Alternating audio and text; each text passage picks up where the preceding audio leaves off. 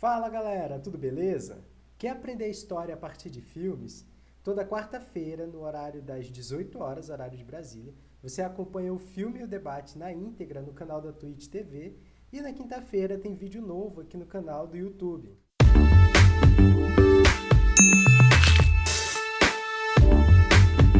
O pessoal do chat, galera, quiser fazer perguntas, tá? A gente vai comentar alguns fatos aqui. Tem, tem muita coisa para ser falada, meu. Tipo, esse é um filme que ele é muito rico, né? Traz muitas informações. E eu vou falar um pouco, né, a questão da direção do filme, né, em qual obra que ele é baseado, na obra literária. O Ademir e o Jax vão comentar também, né, e a galera que tá aí no chat, se quiser mandar perguntas, né, que a gente possa responder aí, vocês podem ficar à vontade também, tá? Esse é o nosso momento, né? Não é uma aula, lembrando, não é uma aula, tá? É um momento de descontração, pra gente trocar uma ideia sobre, né, o contexto histórico relacionado aí ao filme da Revolução dos Bichos. A Dini perguntou, né, como reviver Napoleão para matar de novo. Pois é, né, cara? Essa é uma questão aí que ele poderia ter Nós virado queremos bacon, que né, ele igual nasce novamente. comentaram anteriormente. E aí, Jax, teu áudio tá melhor, cara? Creio que sim, creio que Ah, sim. agora Eu sim, estava mexendo melhorou. aqui na configuração do Meet. Então, boa noite a todos aí, né? Assistindo mais um filme. Já estamos em alguns encontros. Luiz, Ademir também participando. Agradecer a presença de todos. O que falar desse filme, né? O que falar dessa obra-prima literária que se transformou em um filme? Pode se transformar em muita coisa, em uma aula também, né? Em um momento de descontração. Creio que o Ademir já fez toda a apresentação aí, já apresentou a galera que também está participando do filme, um projeto aí que nós já havíamos pensado há bastante tempo, né? E eu creio que chegou o momento de a gente colocar em prática e creio que vai ser muito enriquecedor para quem estiver participando. E vamos lá, vamos Vamos lá, comentar. vamos comentar, Eu vamos tenho fé com começar, né?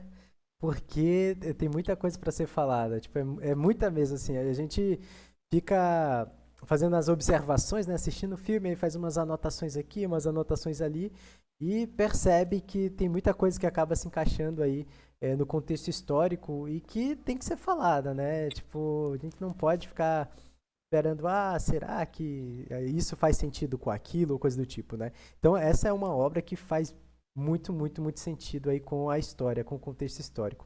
Bom, né, falar que, primeiro, né, essa obra, ela é baseada, o filme, na verdade, né, ele é baseado na obra literária do George Orwell, né, o Ademir, inclusive, está mostrando ali a imagem do livro, né, essa obra fantástica. Ele, lembrando, né, não tem só essa obra, ele tem várias obras aí. O 1984 também é um livro fantástico dele, que faz alusão, né, uma sociedade totalmente vigiada. Enfim, não cabe falar dessa obra agora, né? Vamos lá para a Revolução dos Bichos. Mas o diretor desse filme é o John Stephenson. Ele tem outros filmes, né? Mas ele não é tão conhecido no mundo aí do cinema, né? Mas ele nos presenteia com essa obra, né, fazendo alusão então à obra literária do George Orwell. Vale lembrar, pessoal, não sei se vocês, quem está desde o início aí, né, da live, viu um clipe que faz alusão também à mesma obra aí da Revolução dos Bichos, porém em uma outra versão, que é a versão em desenho. E particularmente eu prefiro a versão de desenho, né? É a versão de 1954. Porém, eu não consegui encontrar essa versão dublada, né, em português. E aí teria que ser legendado, então muita gente acaba não gostando aí, né, dos filmes legendados. Possivelmente, se vocês toparem aí, né, a gente pode fazer um outro encontro e colocar a obra legendada, né? Mas particularmente a minha opção, né, de melhor obra é a de desenho animado de 1954. Mas, né, beleza. Bom, acho que vocês perceberam, Revolução dos Bichos faz alusão ao contexto histórico aí da Revolução Russa, né? Para quem tá ligado aí na história, ela se encaixa perfeitamente, né, com o contexto da Revolução Russa, principalmente na relação dos seus personagens, né, o enredo da história, quando eles estão ali reunidos, né, os animais, buscando uma melhoria, e aí quando eles alcançam essa melhoria, né, uns já querem ser melhores que os outros, né, então a gente sabe que na história isso é clássico, né, a gente já viu vários contextos relacionados a isso, né, inclusive acontece na nossa sociedade também, né, a gente tem que ficar bastante atento a isso. Esse é um contexto comum, infelizmente. Mas vamos lá para o que interessa, né? Fiz algumas anotações, acho que os meninos fizeram as anotações também, né? Vou jogar aqui algumas questões aí para a gente debater. É, né, diante de todo esse contexto aí de Revolução Russa, de Revolução dos Bichos, queria falar aí pro Ademir, né? O que o Ademir poderia contribuir com a gente sobre os momentos do filme. Por exemplo, a gente percebe que a Revolução dos Bichos, né, ela se passa aí em 3 momentos relacionados à Revolução Russa. Né? Bom, temos o filme Revolução Russa, coisas, né, se encaixando a partir de 3 momentos. O que tu diria pra gente aí, Ademir, esses 3 momentos? Qual é o contexto, né, da Revolução Russa de acordo com o filme, com a obra do George Orwell? Beleza. É muito interessante perceber, né, e o importante da obra literária, né, que não complementa o filme, né, sempre tem aquela questão, o livro é melhor que o filme, né? Com certeza, né, principalmente quando se fala aqui na Revolução dos Bichos, traz muito mais detalhes, né, dos personagens, né, traz coisas que o filme, que aí a questão do cinema não consegue abordar todos os temas, né? Mas nessa questão dos momentos da Revolução Russa que dá de ser identificada no filme, né, nós temos 3 momentos. Primeiro, a revolução que se deu ali por ideia de Major, né, o porco ali, o velho Major, né, que seria o porco mais velho ali da granja, né, dotado de sabedoria. Nós podemos fazer uma analogia desse Major a quem, por exemplo, lá na Revolução Russa, né? Os ideais de quem? De Karl Marx. Né? Ele também não viu a Revolução acontecer, porque ele morreu antes, assim como o velho Major. Então, esse primeiro momento, nós podemos dizer essa fagulha de revolução, né, que foi dos bichos contra ali a questão do Sr. Jones, né, que pode ser representada como quem na história da Revolução Russa, lá de 1917? O czarismo, né, o autoritarismo, ali o velho Jones, né, sempre bêbado, sempre ébrio, se utilizando ali de bebidas, bebendo. E era isso que a família aristocrata de Nicolau II fazia. Enquanto esbanjava luxo, né, em seus palácios, a população vivia na miséria, né, ali os proletariados, né, o proletário. Esse é o primeiro momento. Né? E aí, então, surge essa questão do animalismo. O que seria esse animalismo que tantos animais comentam no filme? Pode ser correspondente ao socialismo, né? O socialismo científico, pregado por Karl Marx. Regime que não existia o quê? Não existia propriedade privada e que todos são iguais e todos trabalham para o bem comum. A gente vê isso na primeira parte do filme.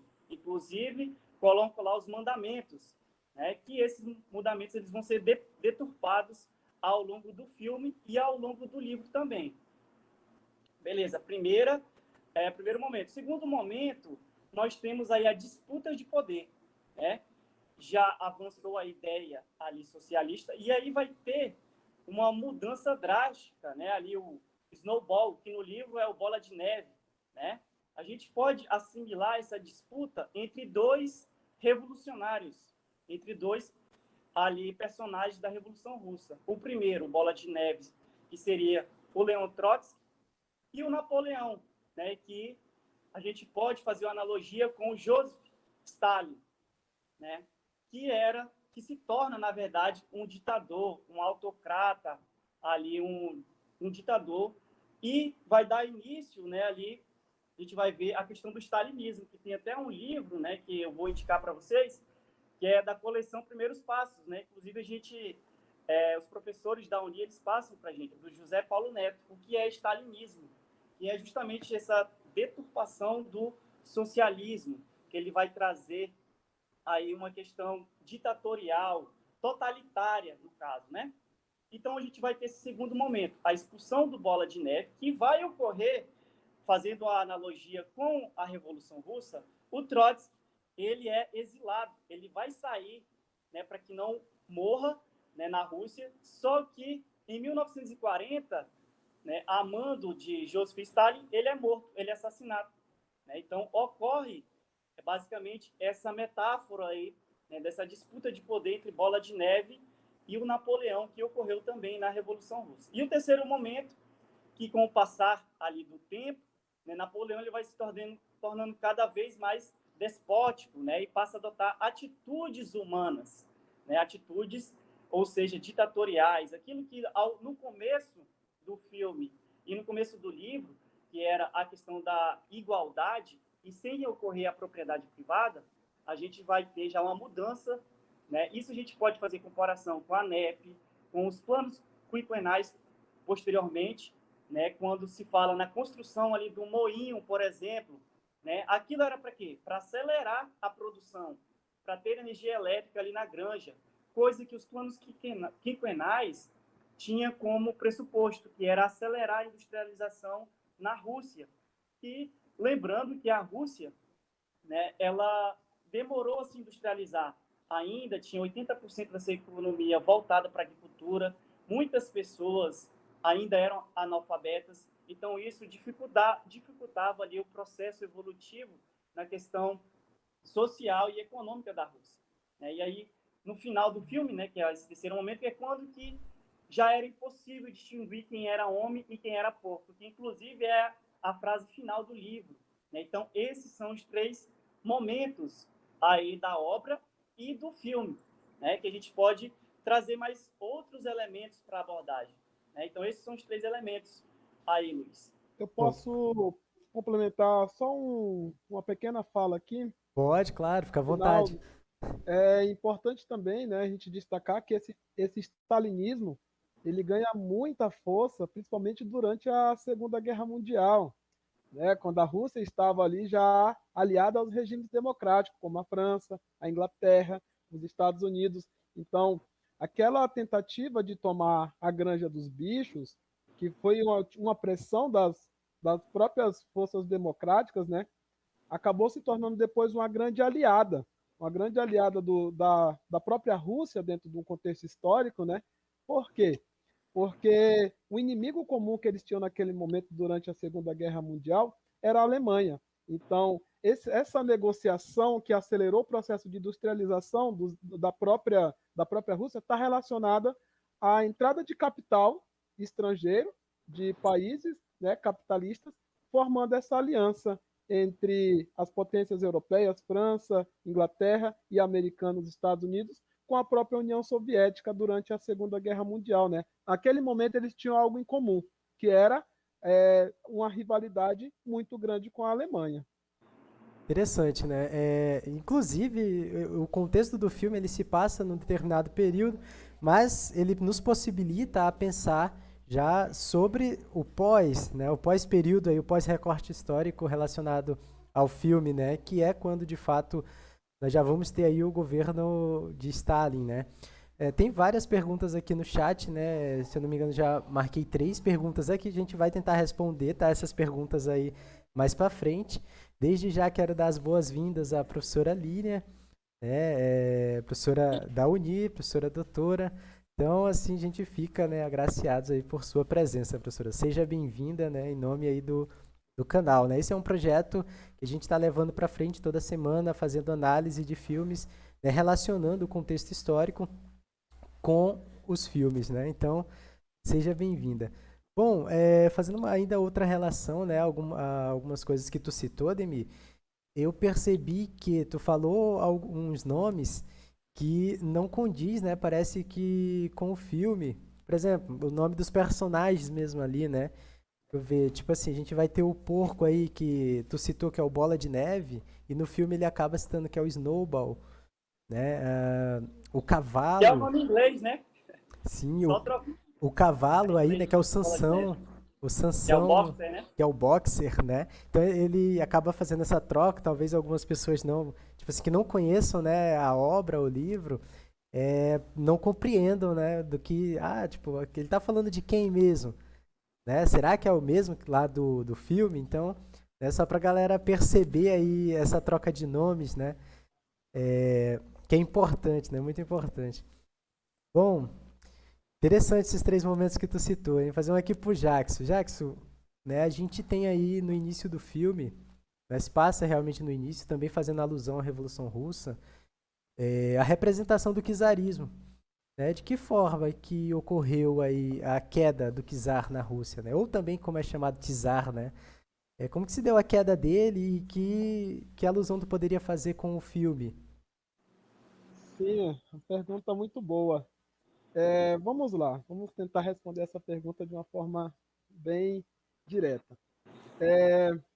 A primeira, como você mesmo já destacou, né, Luiz, e o Ademir também destacou na primeira pergunta aí, que a, a queda do czar, ela se deu por um processo de uma grande exploração da classe proletariada e também camponesa que vinha acontecendo na Rússia.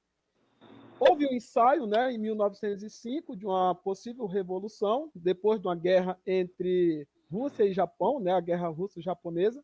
Somente em 1917 é que essa revolução ela vai se concretizar de fato, né, que a gente vai falar assim que essa revolução consegue derrubar o czar na Rússia dentro de um contexto de uma nova guerra, em que aquela guerra para a Rússia ou para o czar Nicolau, ela deveria ser vencida a qualquer custo, né, justamente pelo aquele revanchismo que eles tinham já com a Alemanha também. Era uma guerra que precisava ser vencida a qualquer custo, e esse custo poderia custar a vida de milhões de russos naquele momento, né? Então, no filme, o Senhor Jones, ele representa a figura legítima do Nicolau, que é justamente aquele que não tinha uma preocupação com os animais. Os animais eram mal alimentados, né? E a revolução acontece justamente no momento em que o Senhor Jones estava alcoolizado e esqueceu de alimentar os animais. Os animais já percebiam a sua exploração, assim como também as pressões, né? As pressões foram muito maior na Rússia a partir de 1916, quando surgiram figuras como Lenin, Trotsky, até o próprio Stalin, que ainda não se tinha mostrado o seu lado ainda totalitário e ditador, mas que começou a perceber que aquela guerra já não era motivo para que tantas pessoas vivessem na miséria, né? Uma guerra não poderia ser sustentada tendo um grande número de pessoas vivendo na miséria e outras ainda, né? A Rússia termina a Primeira Guerra Mundial, mesmo entre aspas saindo como vencedora, mas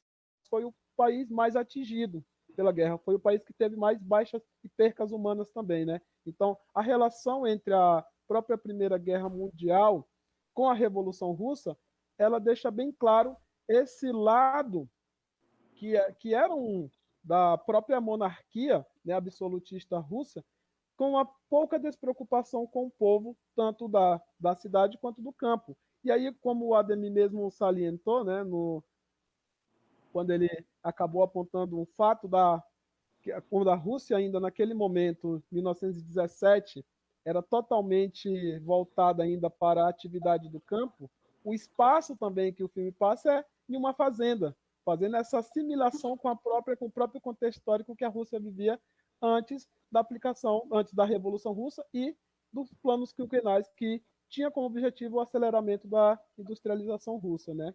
Então, no filme ele mostra um momento que os animais se revoltam com o Sr. Jones quando ele esquece de alimentar os bichos, e durante a Revolução Russa é justamente por conta que a guerra já estava trazendo um grande desgaste humano, fome, opressão.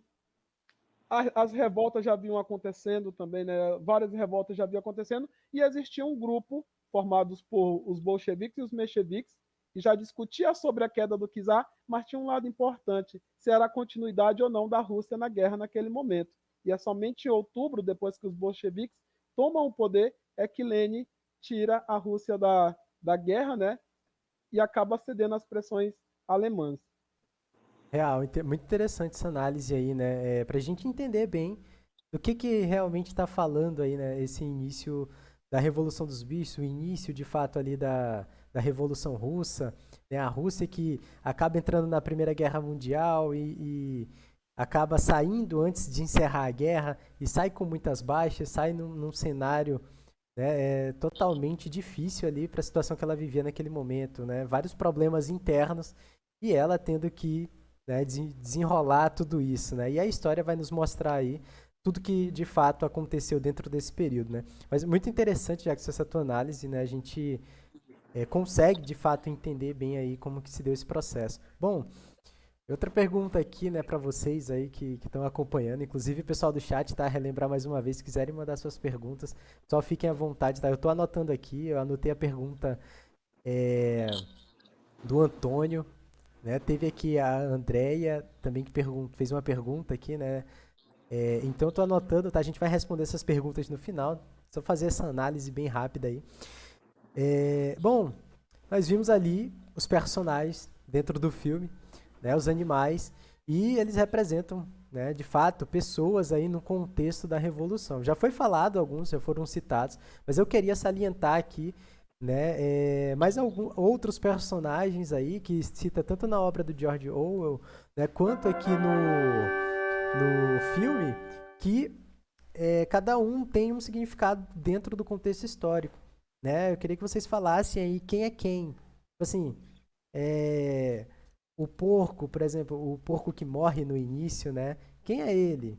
Né? O porco, por exemplo, que toma o poder da fazenda, ele era representado por quem no contexto histórico? Então eu queria que vocês fizessem essa análise aí pra gente. Você começa, Ademir. Beleza.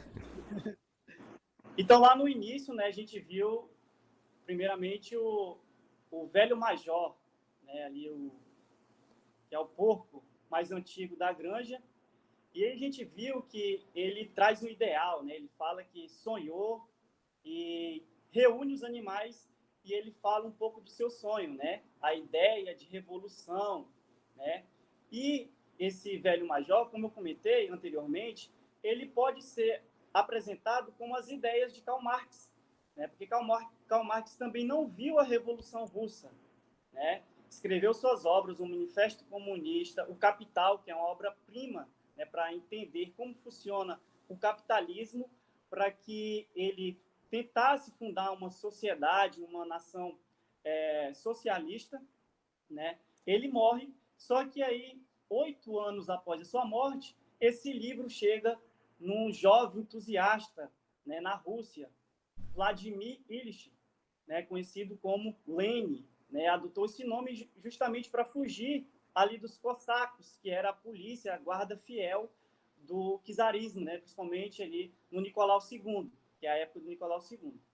Né? Então, nesse sentido, pode-se dizer que o velho major, as ideias ali que ele traz, são ideias do marxismo, né, de Karl Marx, adotando também ali, trazendo um pouco do poder jovem ali do Lenin, né?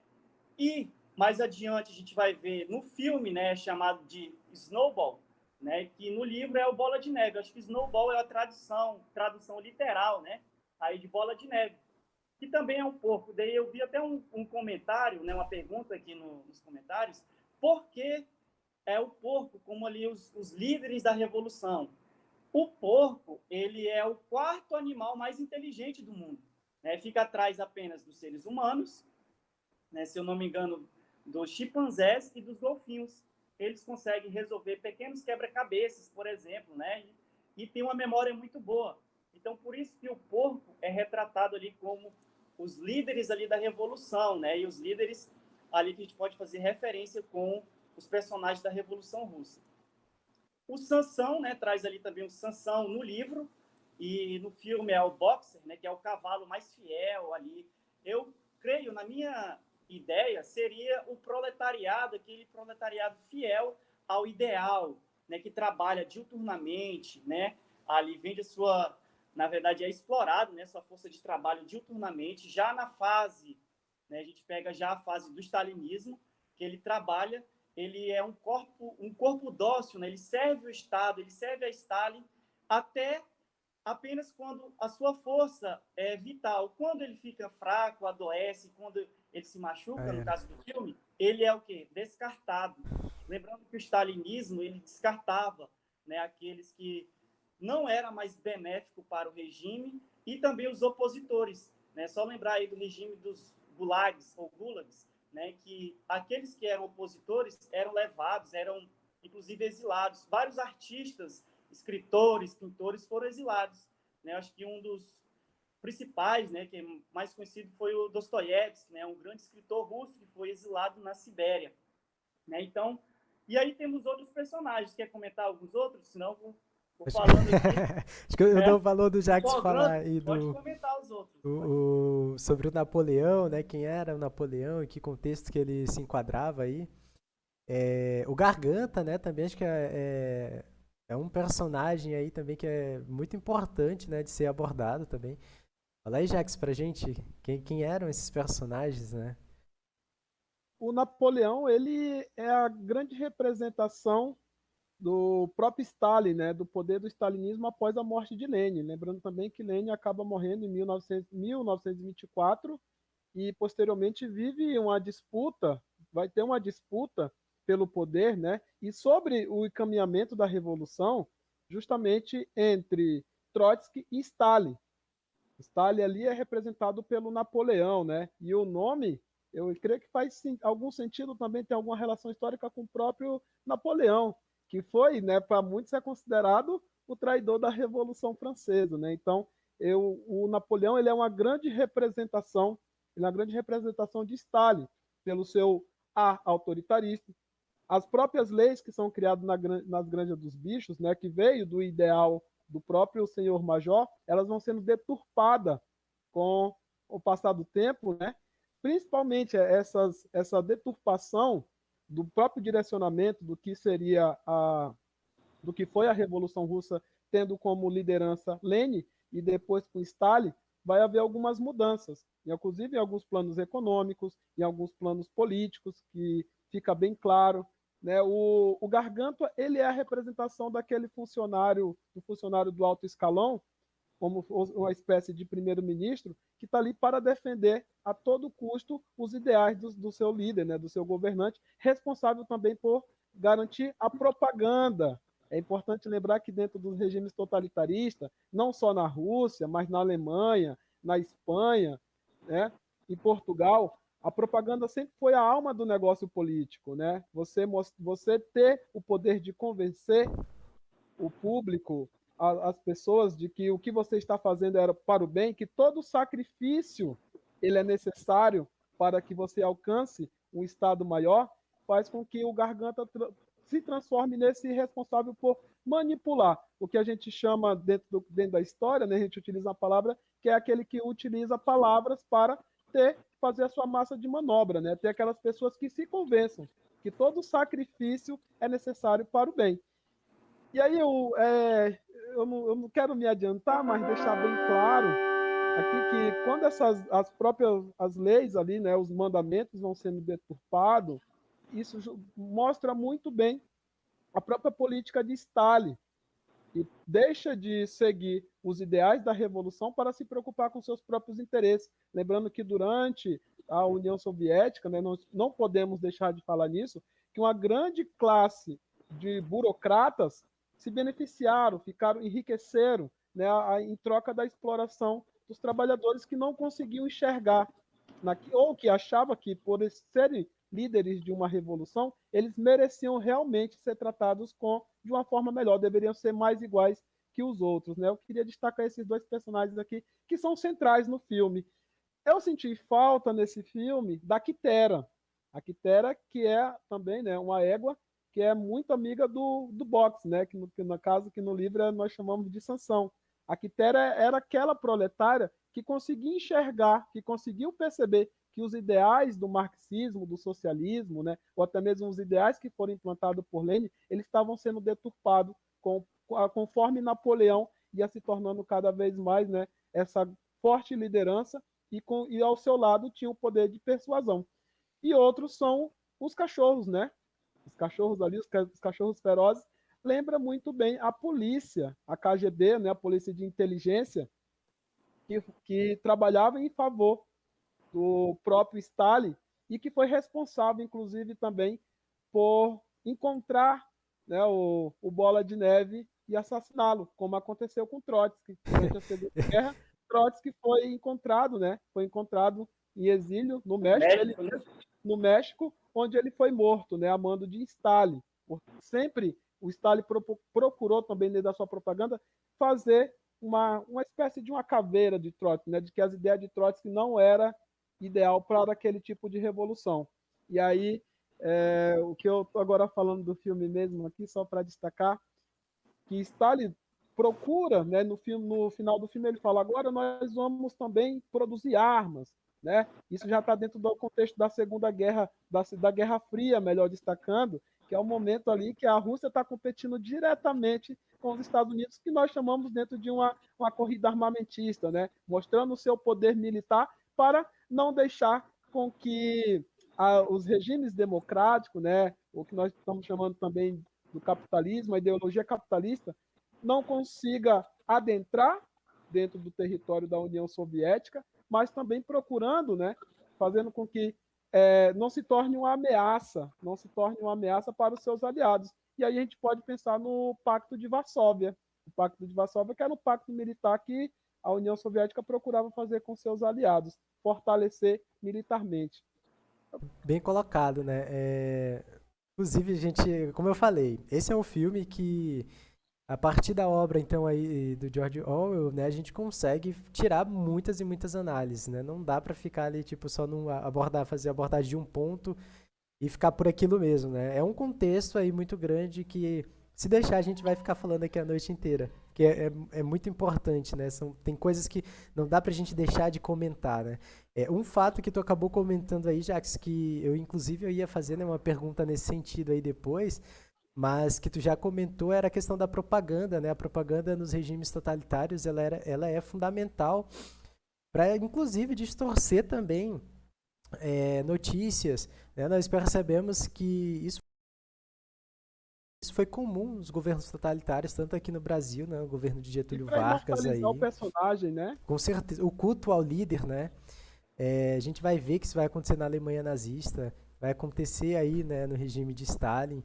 Então, Itália também, né? na Com Itália Mussolini, também, exato, Era Portugal. Vargas, o Estado Novo. Exatamente. Então, assim, essa série de governos totalitários que nós temos aí no contexto, né, de pós-revolução russa, a propaganda ela é muito importante nesse sentido, né? Então, achei fundamental essa tua fala. Inclusive, ia ser uma pergunta que eu ia jogar para vocês, né? Mas como tu já acabou comentando, né? Tranquilo, beleza. Muito importante, né? Outra pergunta aqui, né? Acho que pra gente acabar fechando aí, né? Mas é esse sentido do filme. E antes de responder aqui as perguntas do chat, bom, tem a relação entre o conflito, né? Acaba fazendo essa abordagem no filme entre o Napoleão e o Bola de Neve, né? E na qual o Bola de Neve ele é expulso da fazenda, né? Qual o sentido? Vocês acabaram citando já, né? Mas só para ficar mais claro para o pessoal, né? Alguns que não conhecem, qual que é o sentido desse conflito entre esses dois personagens, né? Os dois porcos ali no filme e que um acaba, né? O Napoleão acaba expulsando o Bola de Neve sai, né? Ele diz que o Bola de Neve está todo errado, que as ideias não condizem ali com o que eles buscavam dentro da fazenda, né? Mas assim, dentro do contexto da Revolução Russa, né? Quem são esses personagens? Né? Eles já foram citados, mas só para salientar, né? Melhor aí para a galera que está acompanhando. O Bola de Neve, vou começar e aí o Jackson pode complementar, assim como você também, né? O Bola de Neve, como a gente comentou, né, ele representa ali Trotsky, né? Trotsky que era aliado de Lenin. Lenin e Trotsky tinham a mesma linha de pensamento, que era o quê? Expandir a Revolução Russa para outros países. Essa questão do socialismo, né, trazer essa questão social para outros países, levar para outros países, inclusive para países desenvolvidos na Europa. Já o Napoleão, né, o Napoleão que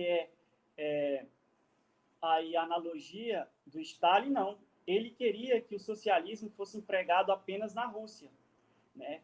Ali o Bola de Neve, ele envia, né, pombas, né, para outras fazendas, para avisar para outros lugares. Nós podemos fazer essa analogia, então, a tentativa de levar a revolução para outros lugares, para outras fazendas, para outros países, nós podemos fazer essa analogia.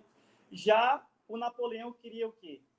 Ele queria que a revolução acontecesse apenas ali na Rússia.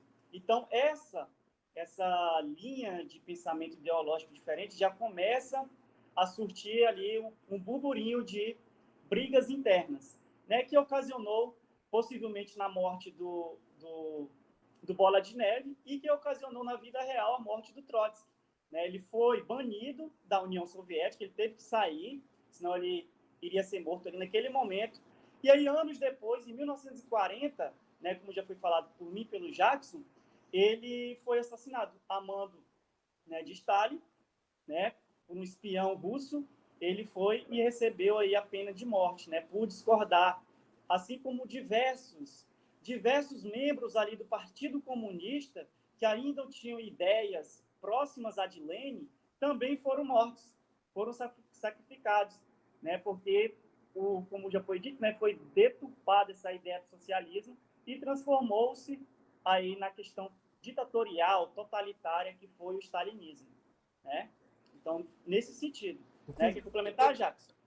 Inclusive, né, antes do Jackson comentar aí, né, é uma coisa que eu acho importante, né, de ser citada, é porque tem pessoas, né, que às vezes acreditam que, tipo assim, tipo, quando se fala, né, num contexto atual, vou colocar, tudo é esquerda, tipo, vamos supor aqui, né, colocar um contexto aí presente, o PT, PSOL, né, esses partidos mais populares da esquerda. Tipo assim, tem gente que não tem essa noção de que há divergências dentro do campo científico, do campo teórico, né? Nem tudo, por mais que seja voltado ali para as ideias marxistas, né, tudo não é a mesma coisa.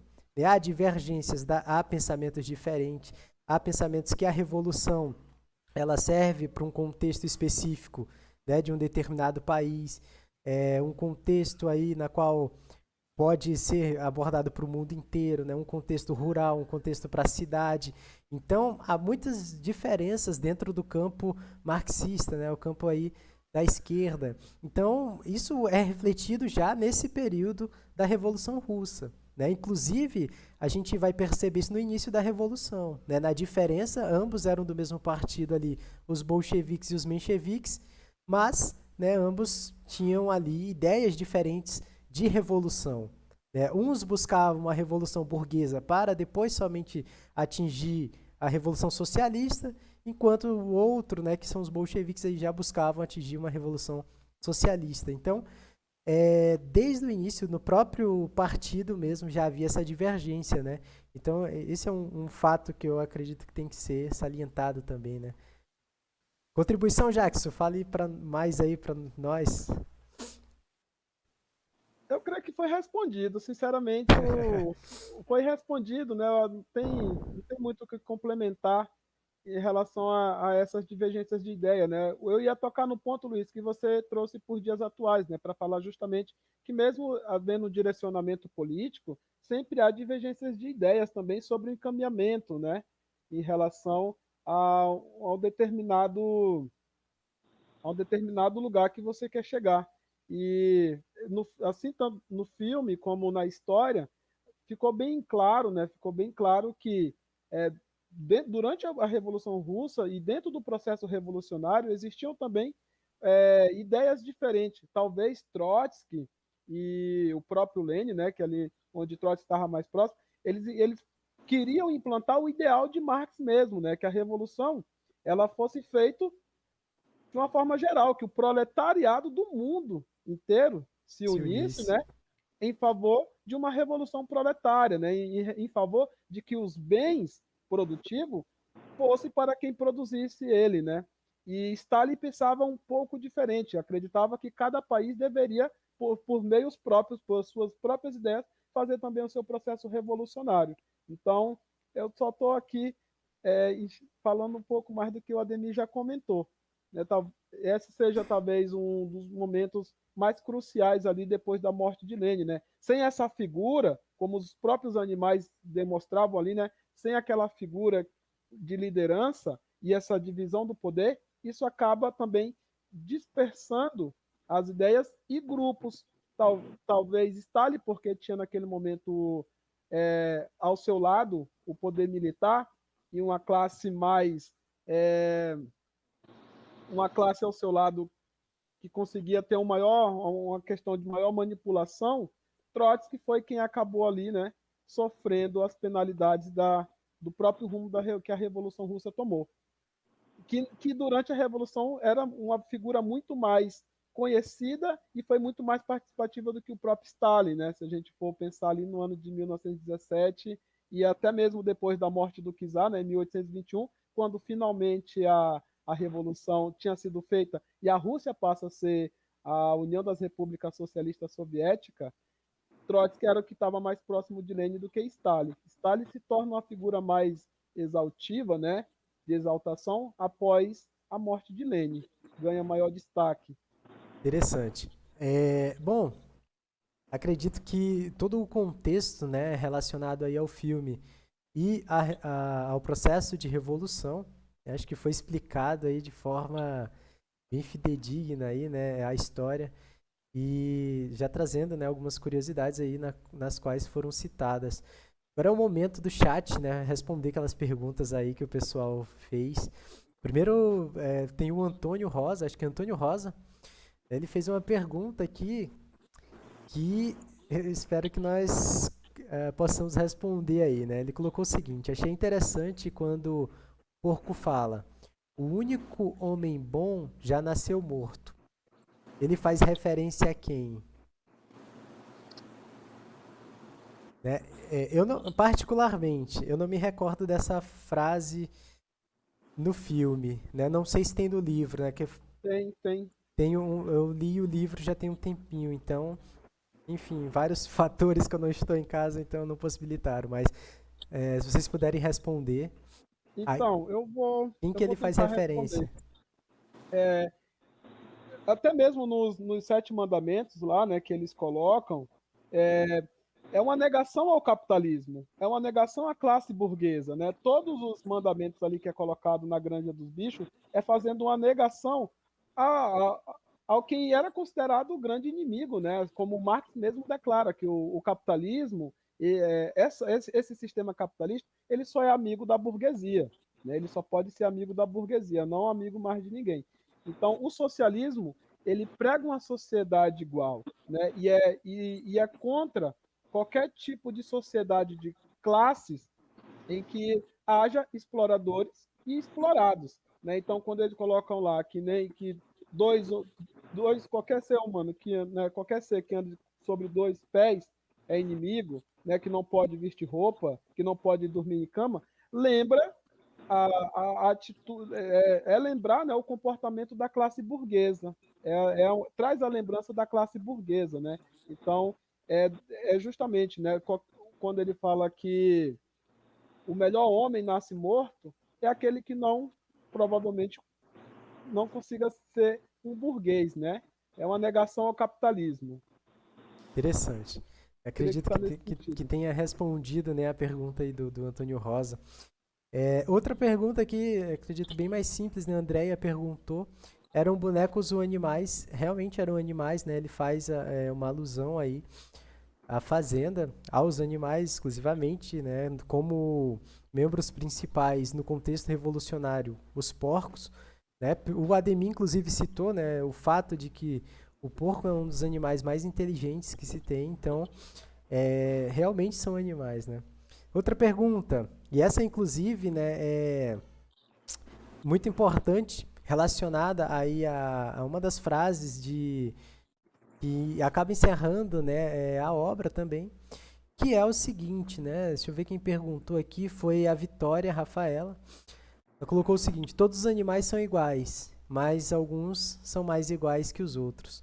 Como nós podemos relacionar essa frase à sociedade que a gente vive atualmente, né? deixar para vocês responderem. Eu tenho uma resposta pronta aqui, né? Talvez eu comente, mas fiquem à vontade aí. Beleza, essa frase aí é muito interessante, né? Porque, a priori, lá no início, né, lá nas 7 leis, a frase era todos os animais são iguais. Né? Então, já começa ali no início a questão do socialismo, que foi pregado lá pelo Porco, né, do início, com os ideais de revolução, com a igualdade dos animais. No decorrer do enredo, tanto do filme quanto aqui do filme quanto do livro, né, eles vão mudando, né, a mentalidade vai mudando, né, até entrar ali a questão do autoritarismo, do stalinismo, né? E aí essa questão de como vocês podem relacionar com a sociedade que estamos vivendo hoje, né? Atualmente a questão da igualdade ela é muito utópica, né? Viver numa sociedade igualitária hoje em dia é uma utopia, né? Nós vivemos principalmente no Brasil, que inclusive saiu ontem, né, uma reportagem no qual o Brasil entrou, né, no mapa aí de várias pessoas empobrecendo cada vez mais, enquanto isso, oito pessoas se transformaram em bilionários. Eu não sei, é mais ou menos nesse sentido. Então, enquanto muitas pessoas empobreceram mais, poucas pessoas se tornaram bilionárias. Então, a nossa sociedade ela é completamente desigual, né, e creio que transformá-la numa sociedade igualitária, assim como na Revolução dos Bichos, a princípio pensável, né? E a tentativa posteriormente se transformou numa frustração. Ficou apenas na utopia mesmo. Né? Eu creio que ainda estamos muito atrasados em relação a essa questão de igualdade social, principalmente no Brasil, principalmente na nossa sociedade, né? Que o Brasil principalmente nessa pandemia aí, a gente está dando um mau exemplo ao mundo, né? De todos, né? Em todos os sentidos, né? Enquanto a gente conversa aqui, várias pessoas estão morrendo de Covid, por exemplo, por falta de gerência. E aí isso geraria uma Outro outra debate, discussão, né? né? Uma outra Um outro discussão debate, aí. né? Então, é mais nesse sentido. Eu creio que a gente, para ter uma sociedade igualitária nos moldes de hoje, fica apenas na utopia, né? Exatamente, né? E aí, principalmente se a gente colocar no sentido, né, que igualdade seria essa? No sentido econômico, no sentido social, no sentido jurídico, né? E principalmente fazendo uma alusão aí ao sentido jurídico, a gente percebe que juridicamente, né, segundo diz a Constituição, todos ali têm os mesmos direitos, né? Todos de fato seriam iguais. A gente percebe que nem assim nós somos iguais, né? Uns são mais iguais que os outros, vale lembrar, né? No quesito de privilégios. Sempre uns serão mais privilegiados aí que os outros. Eu vejo dessa forma aí, né, nessa abordagem da nossa atualidade. Quer comentar, Jackson? É como vocês comentaram, né? Até porque, pensando ali dentro do contexto do próprio filme, percebe-se que com a instalação de um governo mesmo, né, stalinista, de uma ditadura, seguindo os moldes de um regime totalitário, nasce uma sociedade privilegiada, né? Ou seja, a própria ideia do marxismo ou do comunismo socialista, né, ela é deturpada. Você consegue perceber claramente que existe uma classe que é muito mais privilegiada. Onde existe classes privilegiadas em prol de outras exploradas, nós temos aí um montante de uma sociedade de classe, né? E na sociedade de classe, sabemos claramente que não existe igualdade entre todos que vivem no seio dela. Então, respondendo essa pergunta, quando uns são mais iguais que os outros, esses privilégios, como vocês mesmos abordaram, a gente consegue perceber na questão financeira, na questão da saúde, na questão de educação, numa questão jurídica, eu creio que é onde dói mais, né? Onde a gente sente mais também, porque a gente é cansado de ver injustiças, enquanto para algumas classes de políticos, empresários, né, juristas, a gente percebe que esses homens mesmo que criam as leis são leis que é para privilegiá-los e de uma certa forma acaba prejudicando quem de fato nem consegue participar dela, né? Nem é alcançada por ela. Então, esse é um montante de uma sociedade de classe dentro de um regime, dentro de um sistema capitalista, vamos assim dizer, que, né, em sua origem já prega uma sociedade classista, né? Exatamente, né? Bem colocado. E ainda tem a questão racial também nisso tudo, né? E aí é Exatamente, né? outra, É outra outra questão bem discussão também complicada, que, né? Uma discussão também e que gera. inclusive, né, possivelmente nos próximos filmes que nós fomos fazer a abordagem, né, de fato nós vamos fazer também essa discussão, né, que é uma discussão aí que está sempre presente o tempo inteiro, porque o tempo inteiro acontece, né, casos de racismo, enfim, não só de racismo, né, mas em vários De outros injustiças sociais, né? sentidos sociais aí, exatamente, né, então, assim, como, né, a gente já está no final aí, né, digamos, da nossa live, eu acredito que respondemos várias perguntas que foram colocadas aqui, né, também relacionando todo o contexto e abordagem do filme. Bom, o chat, né, não falou mais nada aqui por enquanto. Desde já fazer os agradecimentos aí pra galera. Eu vou deixar o Ademir e o Jax ficarem à vontade, né, e eu fecho com os agradecimentos. Né, vamos lá, fiquem à vontade aí, pessoal. Não, só agradecer mais uma presença dos alunos, né? Tanto dos alunos, nossos alunos das escolas, tanto particulares quanto públicas. Públicas. A questão também dos alunos, né? Que creio que tem alguns alunos aqui também da Uni, do terceiro período. Agradecer imensamente aí a professora que, inclusive, né, entrou em contato com a gente para que a gente pudesse convidar os alunos para assistir aí o debate. E sinta-se à vontade para outros debates, professora, e os alunos também. Né? E aí, como eu estava comentando, fazer algo, porque ficou muito em cima da hora, né, Luiz e Jaque? E aí a gente vai tentar fazer um debate no qual tenha a interação também na questão de vocês poderem falar. A gente disponibiliza o link do Google Meet e aí vocês podem trazer as questões, comentar as questões e trazer o ponto de vista de vocês para a gente fazer um diálogo através disso. Então, a gente vai ter várias outras oportunidades, outros filmes, né? A gente pode trazer também alguns livros para debater. Então, o canal, a tendência é a gente trabalhar nesse sentido, né? Sempre melhorar esse diálogo, né, entre os estudantes, né, e da Uni. Nós somos filhos, os três aqui, filhos da Uni, né, formamos na Uni. A professora foi professora de nós três aqui. A gente tem um imenso carinho pela professora, então, quando ela quiser novamente abrir um debate, abrir uma atividade nesse sentido, estamos à disposição. E é isso, só agradecimento a todos. Também quero agradecer, né? Primeiramente, não passava pela minha cabeça que o nosso projeto, que esse projeto, né? Esse nosso projeto fosse tão longe. Eu estou extremamente feliz e agradecido de estar participando aqui, né? Com a professora Lília também, né? Com os alunos da Uni. Até então não estava dentro do nosso foco, né? Mas cada filme que passa, cada semana que a gente está trabalhando, esse foco está sendo ampliado, né? A gente está sendo visto, está sendo bem comentado e isso está se tornando bom para nós por conta que vocês estão aí participando e se interessando junto com a gente. Como o Ademir reforçou, nós estamos procurando meios para também fazer com que vocês estejam participando do debate de uma forma mais ativa, né? Estamos procurando meios para tentar organizar isso e agradecer. Eu queria mais perguntas também, eu acho que nós estávamos esperando mais perguntas no chat também, né, para que fosse respondida, para tirar algumas curiosidades, para deixar a gente com aquela pulga atrás da orelha também. Mas, assim, filme excelente. Como vocês podem ver, ele procura retratar ali o contexto da Revolução Russa, mas cabe em outros contextos históricos, né? É um livro, é uma obra-prima, é uma obra literária extremamente vasta, quando a gente consegue fazer análise com outros contextos históricos. E estou já ansioso para o próximo filme, para o próximo encontro, para o próximo debate também. E é isso. Somente agradecer a todos que participaram, que assistiram o filme e agradecer aí também aos meus amigos, né?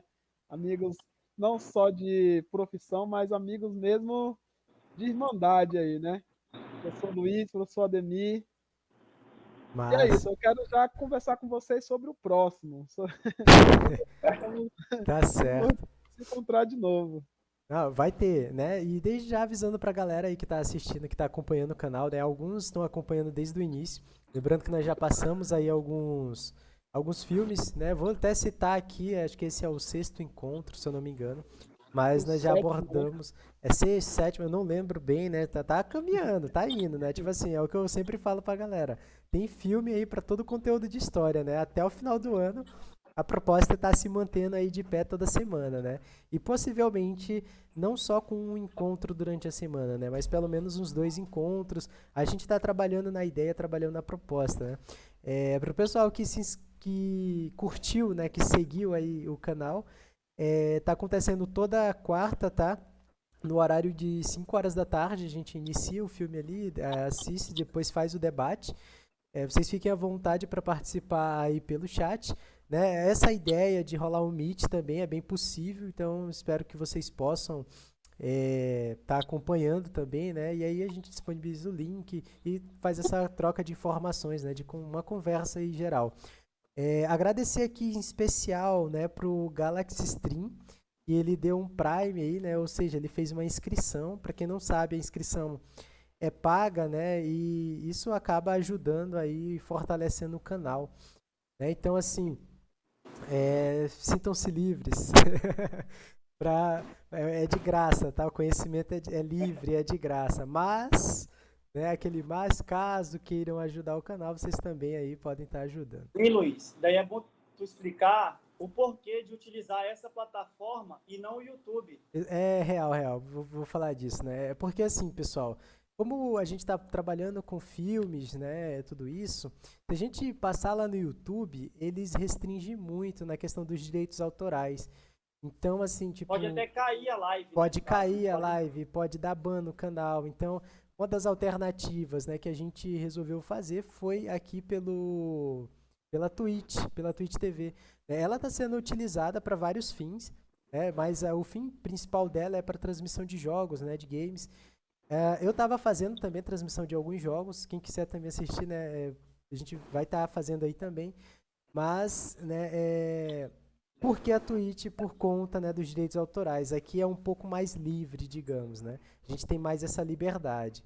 Talvez alguns não conheçam, mas é um canal que está se popularizando aí cada vez mais, né? Tem muita gente que está acompanhando. Inclusive, se vocês derem uma olhada aí do lado do layout, né, da plataforma, meu, são números absurdos, né, de pessoas acompanhando jogos. A gente vê ali que tem tipo, pessoas com 6 mil espectadores, 7 mil, 15 mil, né? Então, assim, é uma plataforma que está crescendo cada vez mais. Mandar um salve aí pra galera do Age of Empires 2, né, que acompanha também o canal, né? Age of Empires é um jogo.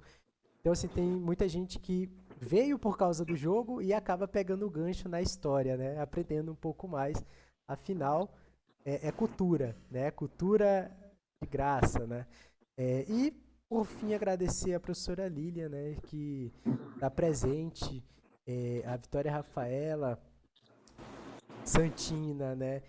A Adine, que é uma aluna minha. O José Daniel, que se faz presente na live aí constantemente, né? E pro Galaxy Stream que deu aí uma inscrição pra gente, né? Ou seja, tá ajudando, tá colaborando com o canal. Bom, pessoal, é isso, né? Nós ficamos hoje por aqui. Quarta que vem, até agora, né? Tá pra quarta que vem, possivelmente a gente possa fazer aí 2 vezes na semana, mas o que tá certo agora, né, é pra quarta que vem com um novo filme, tá? A gente tá fazendo uma abordagem histórica aí, enfim, contextos desde aí da pré-história até a idade contemporânea, né? Ou seja, a gente tá abordando tudo que é possível aí pra gente. Pessoal, um abraço, né? Boa noite pra vocês e até breve, né? Valeu, tchau. Valeu, pessoal. Boa noite. Até mais. Valeu, pessoal. Obrigado, boa noite e até o próximo encontro. Show.